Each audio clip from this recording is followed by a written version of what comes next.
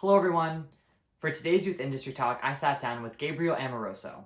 He is 12 years old and lives in New Jersey. He has been acting professionally since he was 9 years old and performing in general since he was about 4. He's repped by CESD and Innovative Artists and is super talented. I know him from a class that we did together a few months ago, and he was so great to work with, so funny, so talented, just really nice guy. So here it is. Welcome to our next Youth Industry Talk. Today, we have someone super exciting who I met in a class together. I think it was like a few weeks ago or something like that. And I asked him to do it. He agreed. Here he is. Gabe, tell us a bit about yourself. So hi, my name is Gabriel Amoroso. I'm 12 years old. I live in Toms River, New Jersey. Obviously, I'm an actor. I'm also a bit into dancing. I've done it for a few years now. I'm getting back into it recently. I know piano, and a few of my pastimes are I love to do like art with clay. Like here, I have a little Mario character that I made over here, and I like to sketch. And my dad is actually a very good artist, and he taught me everything about art. So yeah, a few things about me. That is so cool. I did not know those last few things that you said. That's so cool. Okay, so my first question is the question I ask everybody. It can be a long answer, it can be a short answer. When did you start acting, like in general, like performing in any sort of aspect? And then when did you make the decision to go professional? So I have been acting since I was 4 or 5, I think. And I started acting locally with my mom knew her friends were in this acting program called Exit 82, and they put me in there, and I've been doing that. I'm actually still doing that. I'm doing their summer camp now. And the first show that I ever did was in Manasquan, and it was you could create your own play. And I had a lot of fun with that. And I was like, "Can I do more of these?" And my mom was like, "Sure, yeah." She signed me up for classes, and yeah, it's been going like that ever since. And the reason I started professionally, well, I've been in professional theater since I think 3 years ago is when I started. And because I was doing really well on the classes and camps that I was doing, and I thought I was good enough to go professional. And yeah. That's awesome. So 3 years ago, you were like roughly 9 when you started professional? Yeah, about I think I was about to turn 10. Wow, that's really young. I mean, good for you. Wow, good for you. What was your first professional job? My first professional job was a reading at Vassar College, and it's in New York State, and it was very nice. I met a few kids there, and we did a reading for a show called Galileo about the scholar, and that was really fun. I spent a week down there, and I just had fun walking around the college. Honestly. Oh, that's so cool to have your first one be like a reading, really get to meet people. It's like not as high pressure. That's so cool. Yeah. Okay, I guess my next question is, uh, how did you get your first agent or manager, and has it changed since? So the way I got my agent was at the prep. They held an audition with David Doan from CESD. So I spent time with Jesse, my instructor, Jesse Clayton, at the prep, and we learned a new song and we learned a new scene. Those are the requirements for the audition. And I went in, and he really liked me. How I got my manager was through email, and that hasn't changed, but the name changed from the Green Room to Moxie Artists with the same um, head, Sherry Kane. Great. And you recently sign with someone commercially too, or am I wrong? Yes, I did sign for someone commercially. Yeah, it's Innovative. Commercial, and it was for voiceover. Oh, right. So when you first signed with CESD, was it only for theater, or was it on camera too? It was for theater and on camera, I believe. Yeah. Oh, okay. So that leads into my next question. Once you get an agent, obviously you get, auditions coming your way, especially at your age. You're at like the one of the best ages to have it, like a youth agent before you turn like 15 or something. Like with my age now sucks basically. And your age now is like great for like auditions and stuff. So some people don't, and some people just kind of wing it, I guess. But do you have a process when it comes to auditioning? And how does it differ if it's on-camera, theater, commercial, or voiceover? Okay, so it varies between all of the different ones that you said. But like for on camera and theater, and commercial most of the time, I look over the material, I memorize the material first, look at the synopsis, my character, if there is a character, and I learn the scene probably very late at night, because that's when I have time to memorize my things. And then I usually do a lesson or two with an instructor from the prep, and we just go through and we learn about the scene and the character, and then probably like a day or two later we'll self-tape it. And sometimes if my instructors are busy, I'll just learn it by myself and then we tape it. Voiceover, usually if it's not something too hard, I usually just do it like the night before because I don't have to memorize anything, so it won't take too long. Right.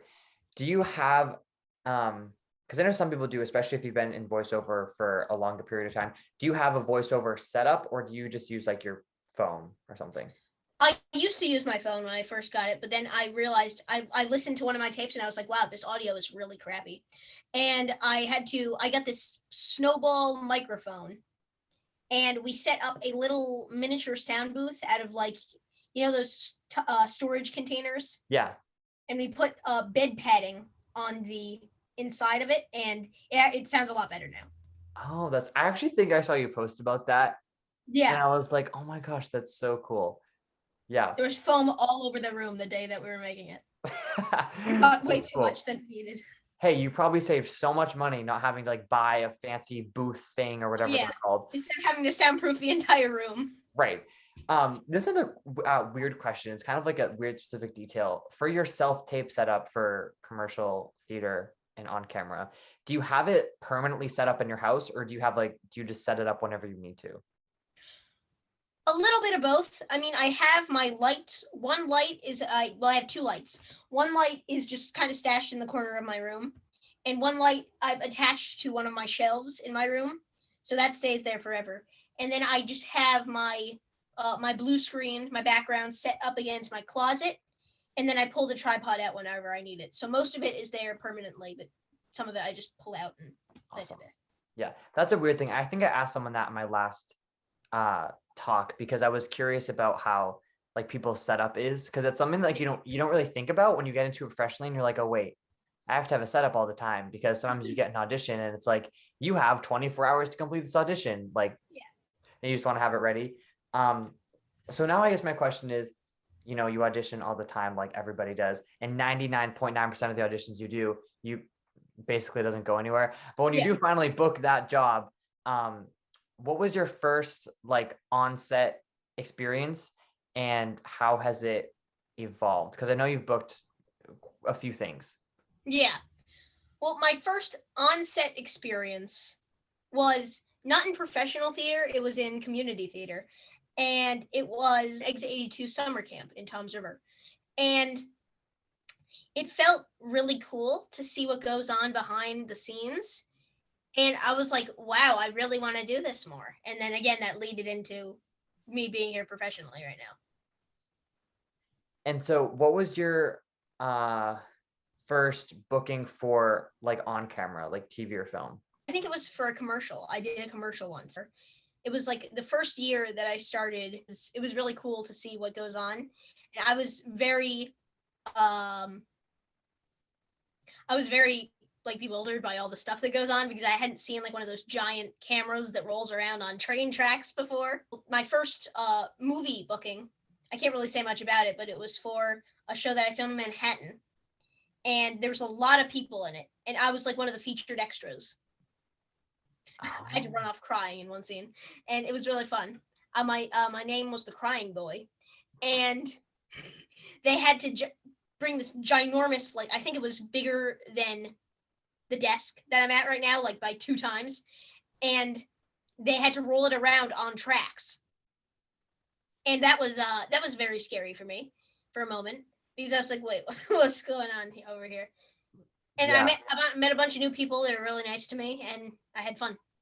That's so cool. I can't wait to see it. I will be watching whatever. Again, you can't say what it is because you like No, no. just filmed it a few Yeah, months. like a week or two, a month or two ago. Oh, okay, yeah, yeah. I had that same experience. I did. I had a co-star role in Defending Jacob, which I didn't know at the time how like big of a scale it was until I really showed up on set and I was like, oh my god, this is a huge like high budget show.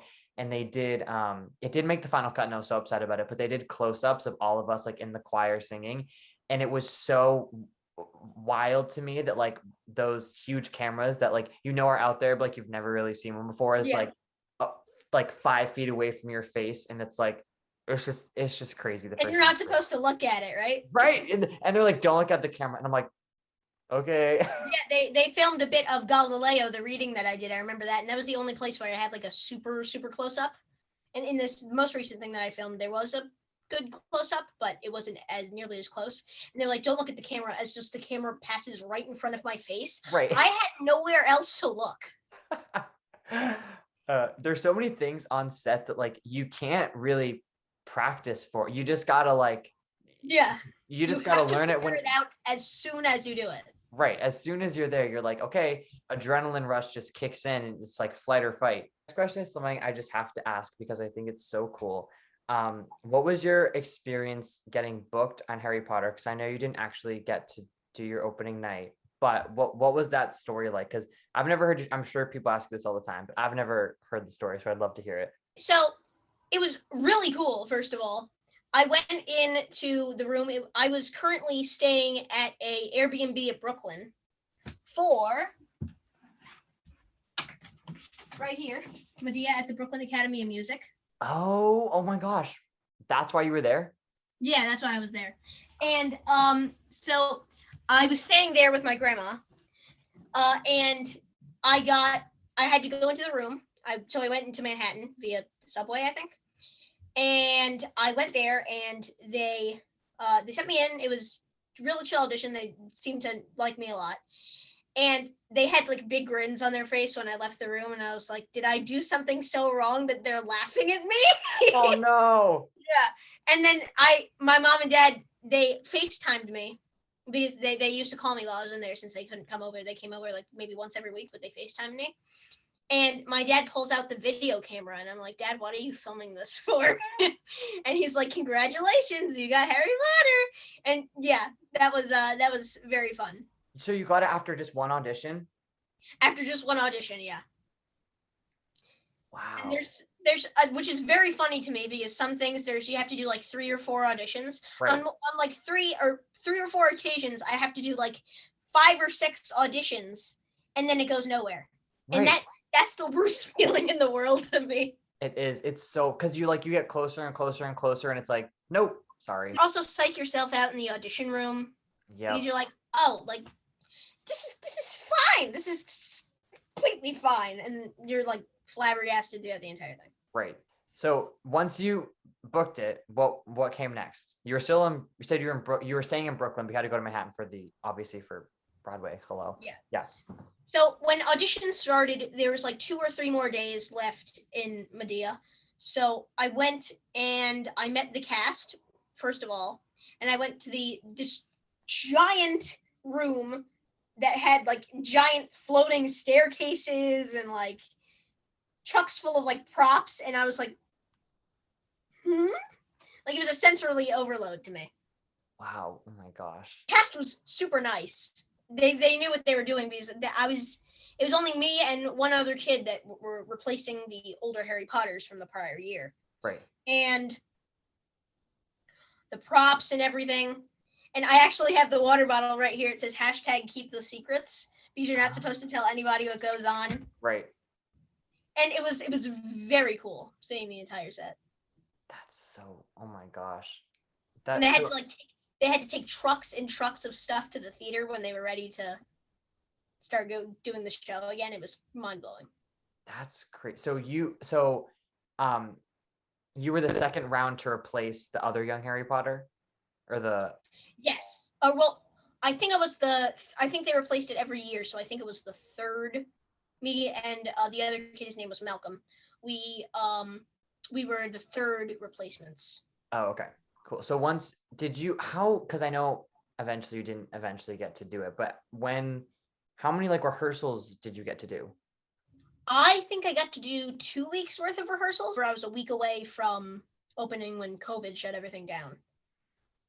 So yeah, the backstage was awesome. Like it was I got lost at one point. I had no idea where I was because the corridors are like so long and there's like 5 different hallways you can go down in each hallway. I was late for one of my rehearsals because I was in the downstairs and I did not know how to get up. Oh no. I knew what I was looking for, but I could not find it. Oh my gosh, that sucks. Did you ever get to run the whole show for like rehearse the whole show? That makes sense. Yes, I got to rehearse the whole show. Oh, okay. That must have been fun. Yeah, we did like a stop and start rehearsal one day, and then the next day we did just ran through the entire thing, and then they gave us notes. So it was 5 days for your opening night when COVID hit and everything was shut down. Yep. That was crushing. That was not the best feeling. Did you, because I remember when it first happened, everyone thought it was only going to be 2 weeks. So did you think you'd be back in 2 weeks, or did they say flat out like, no, you're not going to be young Harry Potter? Oh, they said, oh, it's only temporary, but the situation. I watch the news a lot. Right. Like I sit there with my coffee and my newspaper, and and so the situation was getting a lot worse, and I was like, it's not going to be 2 weeks, and it turned out no, it was a year and a half. Oh man, that must have sucked. But that must have been so cool to like just get it, like to be able to like be there. Did you ever eventually get to see? Oh, Broadway's not open yet. Never mind. You've never seen the show like in the audience? No. No, I was about to see it. I saw parts of it because I'm only in 3 scenes and it's kind of scattered around the entire show. Right. So I'm able to come out into the theater to see the parts. Right. And it was very cool with like the lighting and everything, and there was no music, but it was cool to see. Yeah. Yeah, but I was going to see it, I think like 3 days before COVID. And I still really want to see it. Is Harry Potter opening in September too? I think so. I want to say so. I vaguely remember seeing it on Deadline somewhere. Maybe. I could be wrong. Could be another one. But anyway, I hope you get to see it. I guess my next question, switching gears, I just had to ask you that story because I always thought that was so fascinating. When we did our class together, I always, no matter what class I do, I always look up everybody. Always. It's just a thing I do. And people think it's weird. Observation. It's not creepy. It's observation. It's not creepy. I do it to everybody. And I really do it to every single person. And we have the same coaches and stuff too. So I was like, oh, that's cool, whatever. And then I saw like on your Instagram or something about Harry Potter, and I was like, wait, what? And I was like, oh my God, you spoke to Harry Potter. And I thought that you had done a few shows. I didn't know at the time that you didn't eventually get to do it, which leads to my next question. How do you deal with, if you have learned to at all, deal with rejection in everything, like all aspects of the industry? Well, in terms of like normal auditions, I feel like I would probably not be in the industry, and I probably wouldn't have been able to handle the rejection if I didn't have a really good sense of humor. I feel like being able to laugh through things is the easiest way to get through them. And like, so for normal stuff, like, oh, I have an audition for this TV show. Okay, I didn't get it. Fine, whatever. It rolls off my back. I forget about it for a few weeks, and then I'm like, oh, what happened to that? No, nothing. I know. Okay. But like for stuff where I have to go in, oh, they like you. Here, a callback. Here, another callback. Here, yet one more callback piled on top of that. And then nothing comes from it. That's crushing. Yeah. I'm so glad that hasn't had that many callbacks and have it be like down to 1 or 2 people. I have had one callback that I think it was like the day after I auditioned, they had me go in again, and it was like really long sides. So I knew it was like a lead, and it was, me and my agent both were kind of like, oh, like I feel like with subconscious you're both like, this looks good, like maybe I might get this. Like I was starting to really think about it, like, oh, this might like, be it, like whatever. And I didn't get anything, didn't hear anything. And it was so devastating. And I did the thing that I always tell people not to do. Like, this is the opposite of what you should do, and is to track it on IMDb. And that is exactly what I did. I tracked the project and I still see updates about it. And it still makes me mad. Not mad, but like, what's the word? Like upset every time I see like an update for it. Which, don't do that. It's not healthy. It's not healthy. It's not a good way to deal with rejection. But I did it for just one project. But like you said, most of the time, if it's just one audition and I don't hear anything, I usually forget about it too.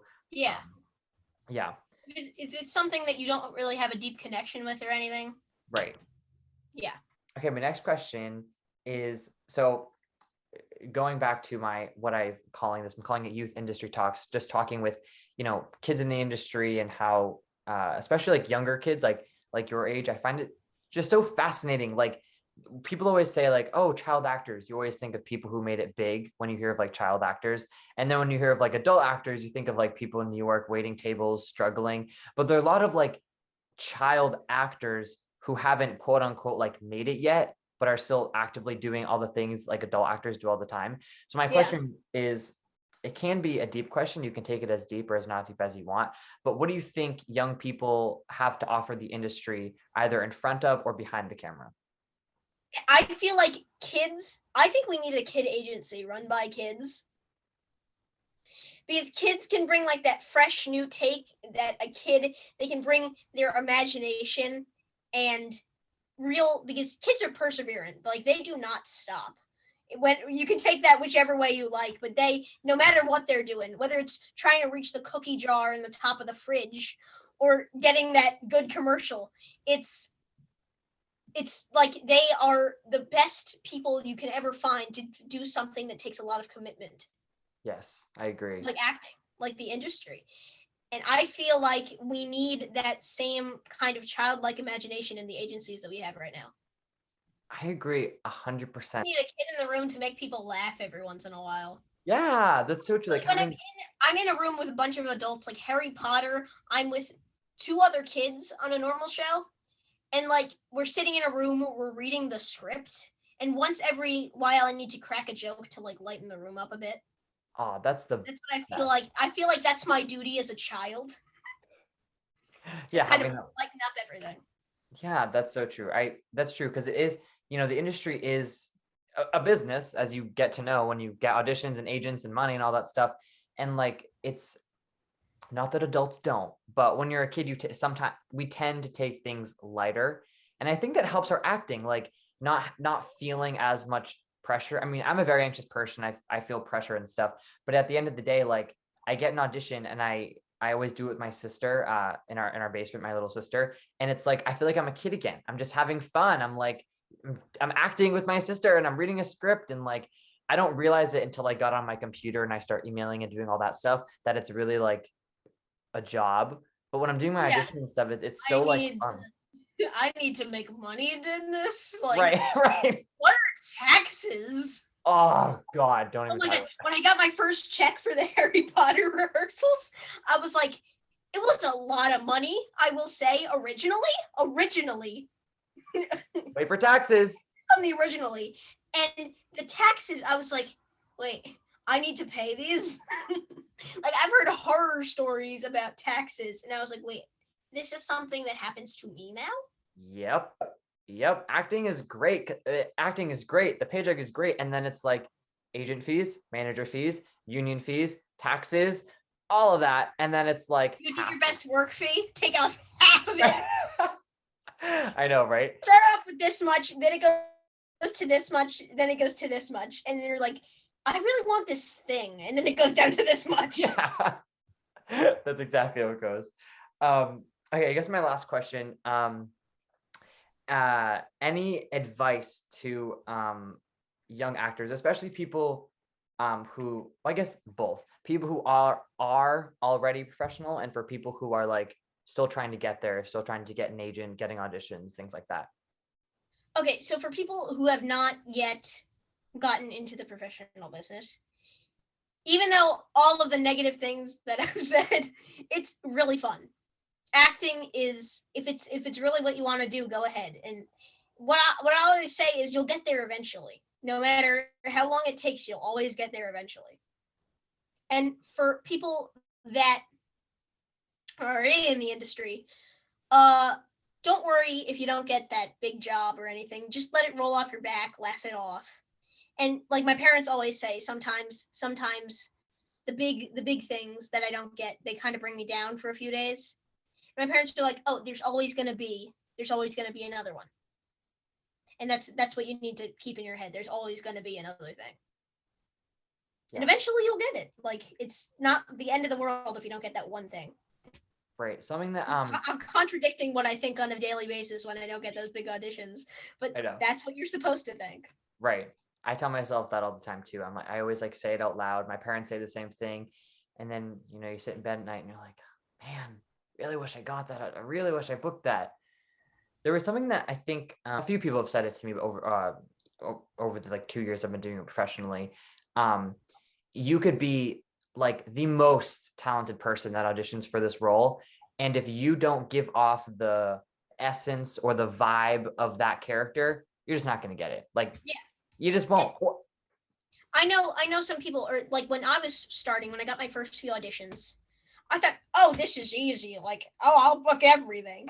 And then, some kids first getting into the industry like I was, they're like, oh, I'm not talented enough for this role. It's 95% of the time, I will guarantee you, it's not about that. Most of the time, it comes down to looks or the energy that they get off of you, which makes no sense to me. And if you don't get it, there's always going to be another thing. When they're looking for a kid that looks like you, hazel eyes, brown hair, good singer, I'll get that role. Right. Like, there's always going to be somebody that's looking for you. Mm-hmm. And there's always a little bit of luck, like right time, right place. Like, there's always a little bit of luck. Also, like connections, networking, the casting director, you've worked with this person before, your agent knows the director really well, or, like there's a million factors that go into it. I forget who, again, I don't remember who said these things, so don't think this is from my brain, but really, like, almost less than half of it is talent. There's so much more that goes into it. Like, obviously you need to be talented, keep up with your training, create things like that, but it's luck, it's a business, there's looks, there's so much into it. I mean, you just have, like you said, laugh it off, roll it off your back, and just move on to the next one. Yeah. Okay, my last little thing, a plug, anything coming out, things to watch, things to follow, subscribe to, websites, anything. For that new thing that I filmed, I can't tell you what it's on, but it's a giant streaming service that probably everyone has. And it will be there eventually, I believe. I think it's going there. Okay. And go ahead and check that out. Also, my Instagram, I post there quite regularly. And yeah, that's it. Nice. That's awesome. Thank you so much, Gabe. Also, go check out the prep if you're in New Jersey. Yes, or if you're virtual like me, because I do all virtual stuff. Oh, yeah, you can do virtual too. I forgot. So yeah, that was my talk with Gabe. He was so kind and funny and nice to talk to. It was really great to catch up with him and hear his insight on being young and in the industry, what it's like to just be kind of thrown into the business, how fun it is to perform and be a kid and have a sense of humor and talk about rejection. It was just a really great talk. So everyone go follow him on Instagram, check out all of his posts and new projects and things that are coming out. But yeah, stay tuned.